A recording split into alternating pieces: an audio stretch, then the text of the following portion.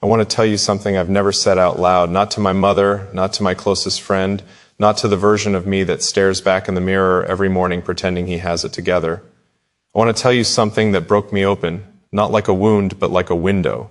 Something that let the air back in after years of breathing recycled, stale, manufactured certainty about who I was and what I was building and why any of it mattered at all. But first, wait, before you scroll, I need you to stay with me for a minute, just 1 minute.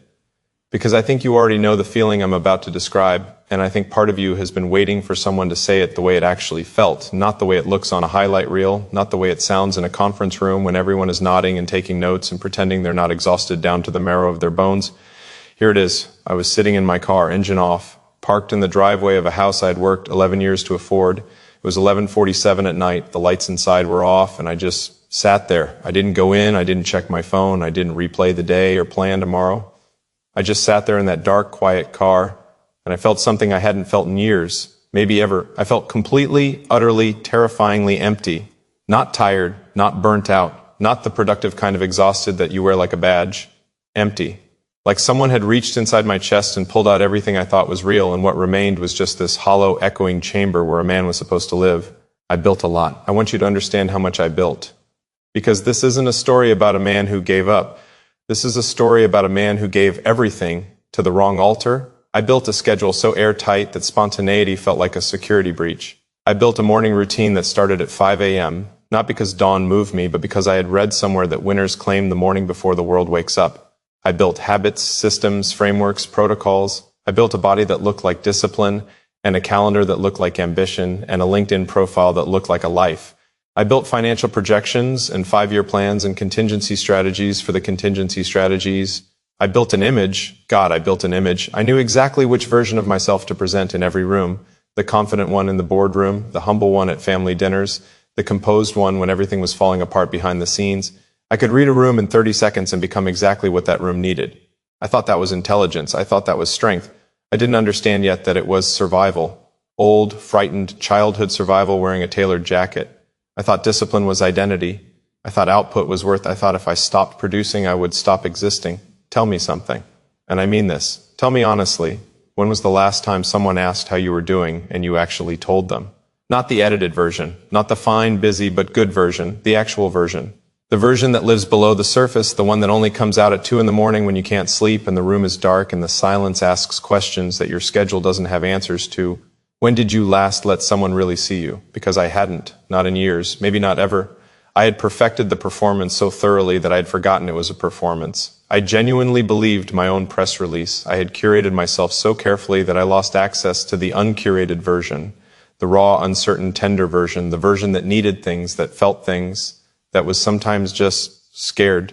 Scared of what? Of being known, really known, not the known of accomplishments and credentials. The known of flaws and fears and the specific way your voice changes when you're about to cry, but you refuse to let it happen. The known of the childhood wound you've been compensating for with every achievement since you were 12 years old. The known of what it feels like to want something so badly and be so terrified of wanting it because wanting feels like weakness and weakness was never safe. I learned love conditionally. I want to say that slowly because I want it to land. I learned love conditionally. I learned somewhere very early in ways that were never said out loud but were always loudly implied that love was something you earned, that presence was something you deserved after performance, that affection was the reward for good behavior, good grades, good choices, good enough. And so I became very good at being good enough, and then better than good enough, and then excellent, and then exceptional. And exceptional was lonely. Because the people who loved the exceptional version of me, and there were many, they applauded loudly, they showed up to the wins, they shared the posts and raised the glasses. Those people didn't actually know me. How could they? I had never shown them anything real. I had shown them the product, polished, packaged, delivered on time. I had never shown them the process. The doubt, the 3 a.m. recalculations, the times I sat in parked cars in my own driveway wondering if any of it meant what I thought it meant. I thought love meant approval. I thought intimacy meant vulnerability, and vulnerability meant danger. And danger was something you managed, not something you moved toward. I thought asking for help was a confession of inadequacy, so I didn't ask. I managed. I optimized. I systematized loneliness into productivity and called it focus. And then she stayed. That's the thing I need to tell you about her. Not that she arrived, not that she saved me, not that she was the missing piece in my perfectly constructed puzzle. That's not what happened. What happened is simpler and more profound and somehow more terrifying than any of those things. She stayed. When I was performing, she didn't applaud. She just looked at me, not unkindly, not critically, just steadily, and I felt seen in a way that made me want to leave the room. Because being seen when you're performing is not a compliment, it's an exposure. It's the moment the curtain slips and the audience sees the ropes and the pulleys and the man behind the spectacle sweating through his shirt. She didn't say much the first time it happened. She just said quietly, the way you say something when you mean it, you don't have to do that here. You don't have to do that here. I didn't know what to do with that sentence. I turned it over for days like a stone I'd found on a beach that was too interesting to put down. You don't have to do that here. What was here? Here was just a Tuesday evening, a simple meal, ordinary light. A woman who wasn't asking for the exceptional version, wasn't dazzled by the exceptional version, wasn't even particularly interested in the exceptional version. She was just asking, no, not asking, she was just making space for whoever was actually home inside this highly functional, beautifully constructed, profoundly isolated machine of a man. Here's what I didn't understand about presence. I thought presence was what you gave other people when you weren't busy. I thought it was a resource like time or money, something you allocated after the important things were handled. I thought it was a gift you gave when you had surplus. I was wrong. Presence isn't a surplus activity. Presence is the activity. Presence is the whole point. Everything else, the achievements, the acquisitions, the accumulations, everything else is infrastructure. Infrastructure is not the same as a life. A building is not the same as a home. A schedule is not the same as a story. And a man who is everywhere except here is not actually anywhere at all. I had been everywhere except here, here being my own body. Here being the actual conversation happening in front of me instead of the one I was mentally rehearsing for tomorrow. Here being the meal I was eating without tasting. Here being the person across the table who I had stopped really looking at because I already knew her or thought I did, which is one of the most arrogant and painful mistakes you can make about someone who loves you. You stop looking because you think you already see. But people are not static. People are not the version of themselves you photographed and filed away on the day you met them. People grow and ache and shift and surprise and suffer and deepen. And if you're not present, you miss it. All of it. You come back one day to someone you thought you knew and find a stranger wearing a familiar face, and you realize the distance between you wasn't geography, it was attention. It was the 10,000 small moments where you were somewhere else and didn't even notice you'd left. Look at me for a second. Look at me. Because I'm not talking about relationships in the abstract.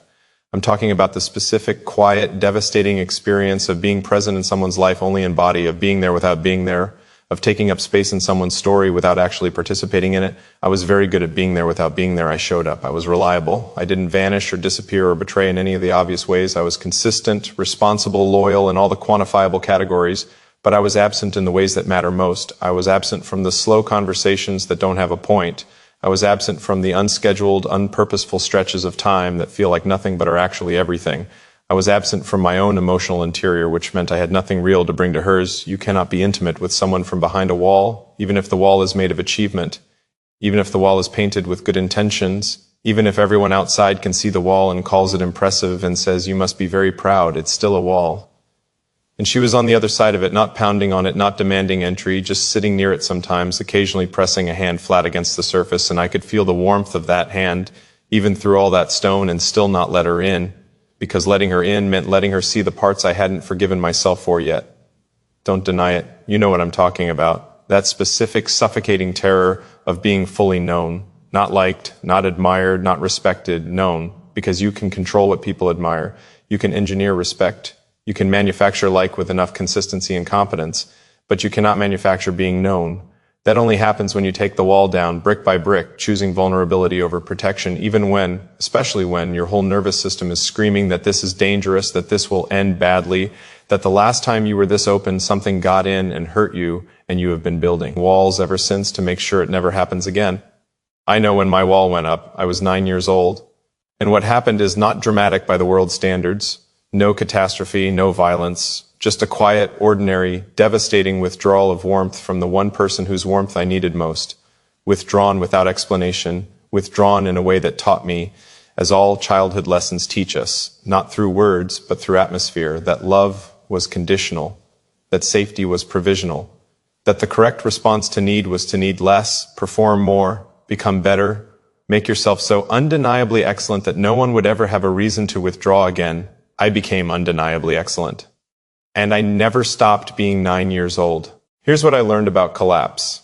I learned that collapse is not always catastrophe. Sometimes collapse is mercy. Sometimes the structures we build to protect ourselves become the structures that imprison us. And it takes a falling to free us from what we built to survive what we thought would kill us. The night I sat in my car for 45 minutes, unable to go inside, not because anything was wrong inside, but because I didn't know how to be inside a quiet evening without an agenda. That was the beginning. That was the first brick falling. Not from attack, not from failure, from weight, from the cumulative compounding weight of years of performance without pause, years of building without inhabiting, years of having an empire and not having a home. When a wall falls from weight, it's not dramatic. There's no single moment of impact. It's a slow lean, a gradual giving way, a tired stone releasing its grip on the stone beside it, and then another, until one morning you wake up and realize the structure you've been defending is already rubble, has maybe been rubble for longer than you knew, and the thing you've been guarding so ferociously is not inside the wall. It never was. The thing you've been guarding, the real, tender, hopeful, frightened, alive version of yourself. It's been outside the wall this whole time, standing in the weather, waiting for you to stop defending the fortress and come outside. She didn't fix me. I need you to understand that she didn't fix me because I wasn't broken in a way that fixing addresses. I was lost in a way that only finding addresses. And finding yourself is not something anyone can do for you, regardless of how much they love you, regardless of how steadily they stand beside you, regardless of how many quiet Tuesday evenings they spend in the warmth of ordinary life, being exactly, completely, unperformatively themselves. What she did was simpler and harder. She modeled presence. She showed me daily, without agenda, what it looked like to actually be somewhere, to eat a meal and taste it, to have a conversation without already formulating the response, to sit in a room and let the room be enough, to feel an emotion and not immediately audit it for usefulness, not immediately ask what it's for, what it produces, what it proves, just let it move through and mean what it means. I watched her the way you watch someone do something that looks easy but is actually the hardest thing in the world.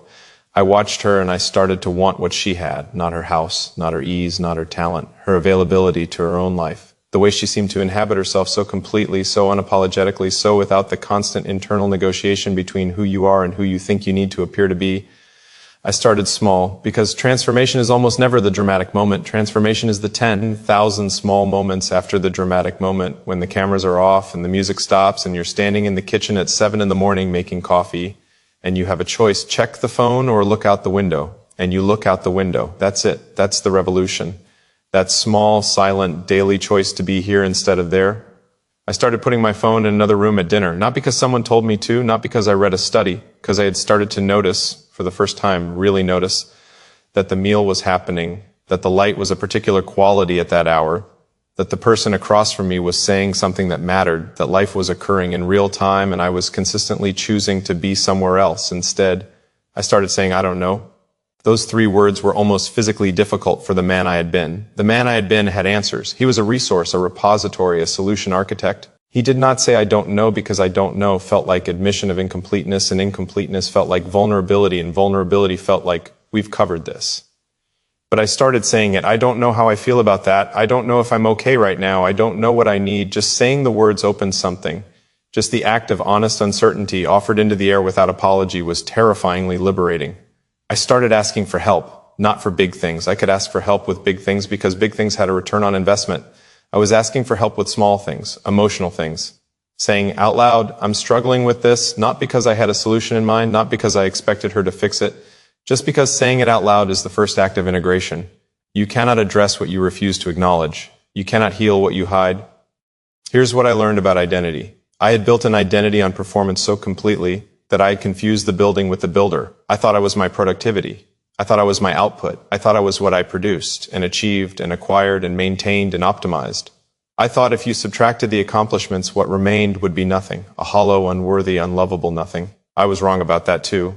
What remained when I subtracted the accomplishments, what remained when I sat in the car, engine off, nothing left to perform, was not nothing. It was everything. It was the raw, primary, unearned aliveness of a human being who existed before any of his achievements and would exist after all of them. It was the original version, the version that didn't know yet how to perform, the version that just wanted warmth and truth and presence and to be held sometimes without having to earn it first. That version wasn't weak. That version was real.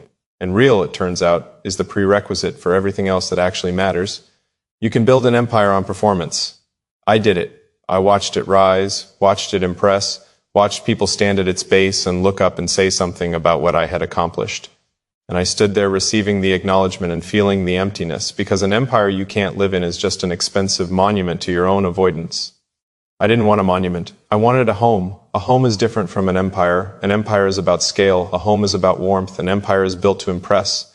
A home is built to inhabit. An empire requires maintenance and defense and constant expansion, or it stagnates. A home requires presence. That's it. Just presence. Just showing up to the ordinary, specific, irreplaceable smallness of your own life and deciding that it's enough. Not as a consolation. Not as a compromise, as a choice, as a radical countercultural, deeply unfashionable choice in a world that is always asking you to be more, do more, have more, achieve more, optimize more, perform more. Choosing enough is the hardest choice I have ever made. It requires constant renewal. It requires being willing to disappoint the part of yourself that was trained to use productivity as self-worth, the part that can only relax once everything is done, that never lets everything be done, that moves the goalposts every single time you approach them, because the goalposts were never about the goal, they were about the movement. They were about staying in the chase, because stopping the chase means sitting still, and sitting still means feeling things, and feeling things means being human, and being human, for some of us, for a very long time, felt like the most dangerous thing in the world. Wait, before you scroll, wait.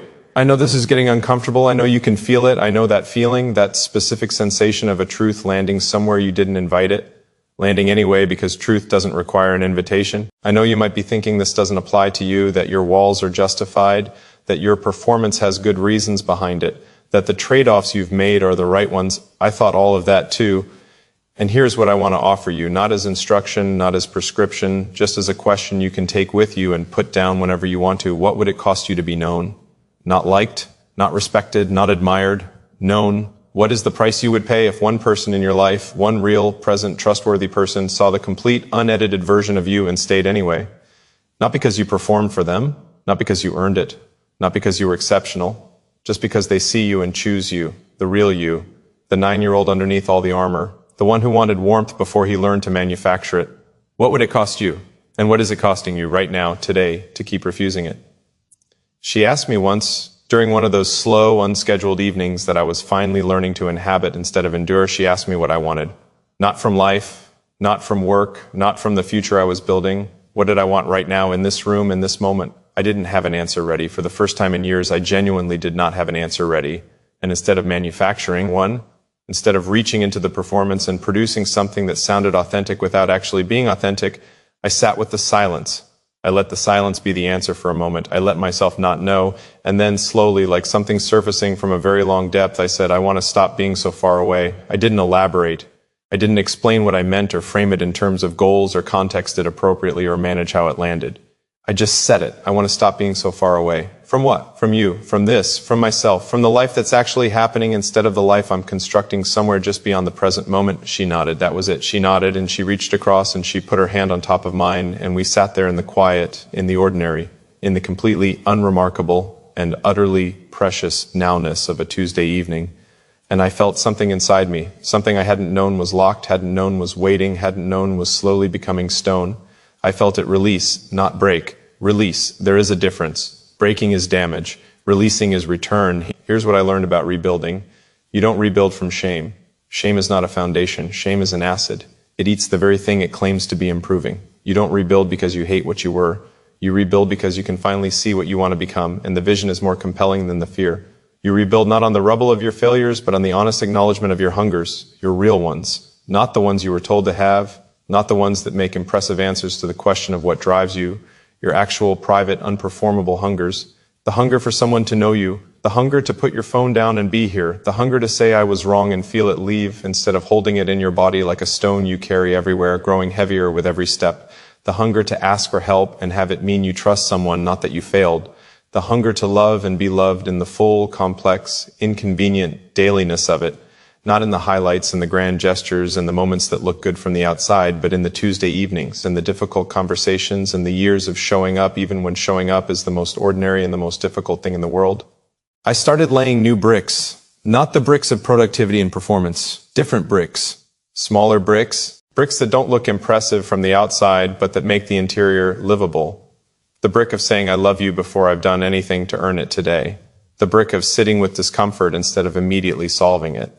The brick of receiving care without deflecting it or immediately reciprocating with something bigger to restore the balance of power. The brick of being a student of someone I love instead of an expert at someone I'm managing. Every day, one brick. Some days I laid the brick and it felt like progress. Some days I laid the brick and immediately picked it back up and examined it for usefulness and put it back wrong and had to start again. Some days the old architecture reasserted itself, the walls, the performance, the relentless self-sufficiency, and I had to notice that without judgment, just as information, just as the entirely human pattern of a man still learning who he is when he's not optimizing. Learning, not arrived. Learning. The distinction matters because arrival implies completion, and I am done with completions. Completion is what empires need, to be finished, to be defended, to be maintained against the threat of change. A home doesn't need completion. A home needs tending, gentle, daily, attentive tending. The tending of showing up, the tending of noticing, the tending of asking how are you and meaning it, of listening to the answer not as a problem to be solved, but as a person to be known. Tell me something. Tell me what you're actually carrying right now. Not the tasks, not the obligations, not the responsibilities that other people can see and assess and add to the column of your worth. What you're carrying underneath that, the unspoken inventory, the list of things you haven't said to anyone, the wants you've called impractical, the needs you've called weakness, the moments of grief or longing or confusion that move through you on otherwise ordinary days, and that you noted and filed and moved on from because the schedule didn't allow a longer stop. What are you carrying? Because I carried it for a very long time.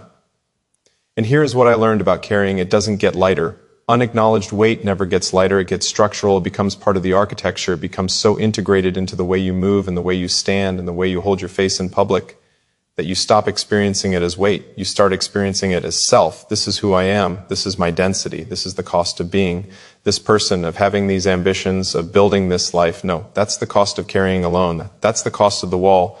The wall didn't protect you. The wall was the wound. I want to talk about the night everything shifted. Not broke, shifted. There's the distinction again. It was ordinary. That's the important part.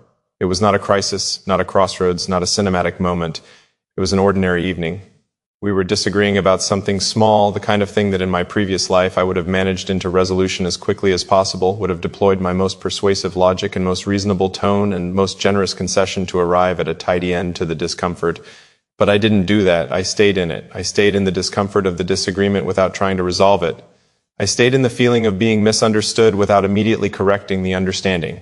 I let it be messy. I let myself be seen being messy, being frustrated, being uncertain, being someone who didn't have the right answer and wasn't sure how to find it and was willing to say so. And she stayed too. She didn't need me to fix it. She didn't need me to perform resolution. She sat in the mess with me. And gradually, without engineering or intervention, the mess sorted itself, not into perfection, into honesty. We came through it not having solved anything, not having won anything, just having been real with each other in a way that I realized I had been withholding for a long time, maybe for most of my life. Being real together in a difficult moment is a form of intimacy that no achievement can replicate. It's the intimacy of mutual imperfection, of two people standing in the ruins of a managed image and choosing each other anyway. That's not something you build. That's something you become. Here's what I want to say to you now. I know you, not you specifically. I don't know your name or your face or the particular shape of your history, but I know the architecture. I know the walls. I know the specific exhaustion of performing competence in every room, of being the one who has it together so that others can fall apart, of making yourself so fundamentally useful to everyone around you that there's no room left to examine whether you're actually happy, whether the life you're maintaining so diligently is the life you actually wanted, whether the person inside all that capability is doing okay. I know the 11:47 p.m. sitting in the car. I know the stale air of a life that looks good from outside and feels like nothing from inside. I know the specific terror of being loved for what you do instead of who you are and the way you've convinced yourself that's fine, that's just how it is, that wanting to be loved for who you are is naive or indulgent or something that other people, softer people, less driven people get to want. You get to want it. You have always been allowed to want it. The permission was never withdrawn. You just stopped believing it applied to you. Don't deny it. Don't do the thing where you nod along and say, yes, this resonates, and then close the window and go back to the schedule and the output and the wall. Don't use engagement as a substitute for integration. Don't let this be something that moved you instead of something that changed you. Because moving without changing is one of the most sophisticated forms of avoidance available to people who are intelligent enough to recognize truth, but practiced enough to deflect its application. Let it apply. Let it apply to the relationship you've been managing instead of inhabiting. Let it apply to the conversation you've been postponing because having it means admitting something you're not sure you're ready to admit. Let it apply to the person in your life who is still there, still present, still offering you the unremarkable miracle of their sustained attention, and who deserves more than the version of you that shows up after everything else is done. Let it apply to yourself, to the 9-year-old who learned to earn what should have been given, to the part of you that has been performing so long that you've started to resent the audience, to the hunger underneath the ambition, to the home underneath the empire. She's still here. That's what I want you to understand. After all of it, the walls, the managed distance, the years of being present in body and absent in truth, she's still here. Not because I finally became impressive enough to deserve her, not because I optimized the relationship into a well-functioning system. She's here because we chose slowly, imperfectly, with full knowledge of each other's worst and most frightened versions, to be here together, to tend this rather than manage it, to be known rather than admired. I cannot tell you what that costs in terms of ego. I cannot tell you how many times I wanted to retreat behind the wall because behind the wall was familiar, and familiar felt like safety even when it was the opposite of safe. I cannot tell you that it gets easy. It doesn't get easy. It gets real, and real is something entirely different from easy. But I can tell you that being known, actually fully not performing anything right now known, is the only experience I have found that makes the internal world as rich as the external resume.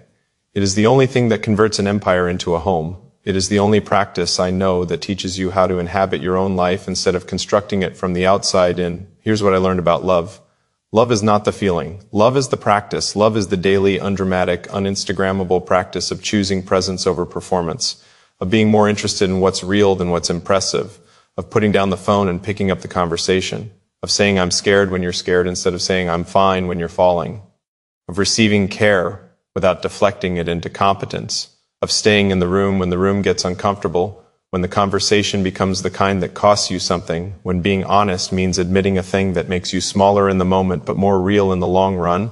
Love is rebuilding yourself in front of someone while they hold the light and letting that be enough, and knowing that it is enough, that you are enough, not because you've earned it, not because you've finally produced sufficient evidence of your worth, not because you've optimized yourself into an objectively lovable configuration, but because you existed before the performance and you will exist after it, and the person who exists before and after, the one sitting in the car, engine off, honest for the first time in years, that person was never unworthy of love. He was just hiding, and she found him, and I found him, and he was worth finding. Look at me for a second. Look at me. I am not asking you to tear down your life. I am not asking you to abandon ambition or dismantle discipline or decide that achievement is the enemy of meaning. That is not the lesson. The lesson is sequence. The lesson is foundation. You cannot build a home on ambition. You build the home first, the inner one, the honest one, the one made of real conversations and actual presence and the willingness to be known. You build that first. And then the ambitions that rise from that foundation, those ambitions are different. They're not running from anything. They're not compensating for the wound. They're not trying to earn what was withheld at 9 years old.